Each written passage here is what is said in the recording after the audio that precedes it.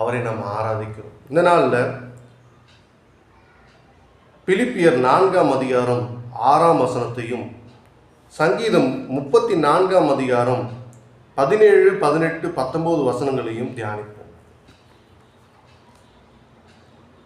பிலிப்பியர் 4:6.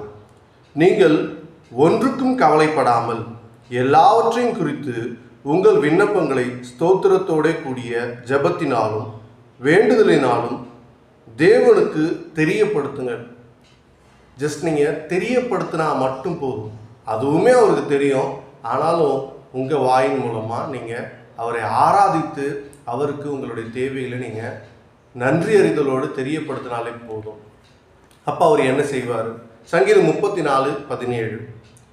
நீதிமான்கள் கூப்பிடும்போது கர்த்தர் கேட்டு அவர்களை அவர்களுடைய எல்லா உபத்திரவங்களுக்கும் நீக்கலாக்கி விடுவிக்கிறார்.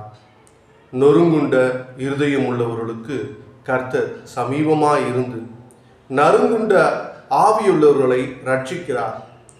நீதிமானுக்கு வரும் துன்பங்கள் அநேகமாயிருக்கும். கர்த்தர் அவைகள் எல்லாவற்றிலும் நின்று அவனை விடுவிப்பார். இப்படி ஒரு தேவனை வச்சுக்கிட்டு நாம் எதுக்கு கவலைப்படணுங்க? அவருடைய அன்பை நினைக்கும் போது உள்ளம் உருகுதில்லை?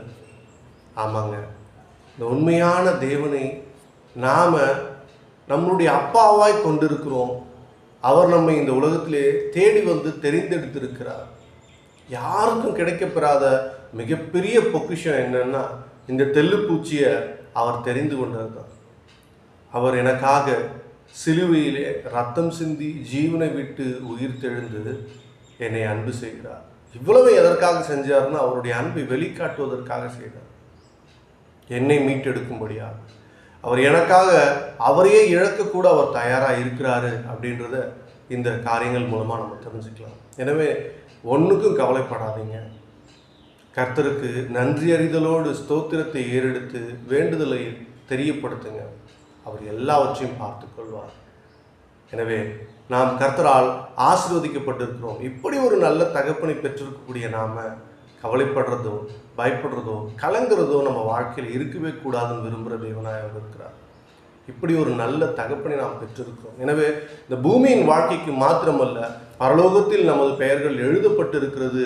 இந்த ரட்சிப்பினால் நாம் பரலோகத்திலே நுழைய தகுதி பெற்றிருக்கிறோம். அவருடைய இரத்தத்தால் கழுவப்பட்டிருக்கிறோம் என்பதை நினைத்து உள்ள முருகி கர்த்தரை துதிப்போம், பாடுவோம், ஸ்தோத்தரிப்போம்.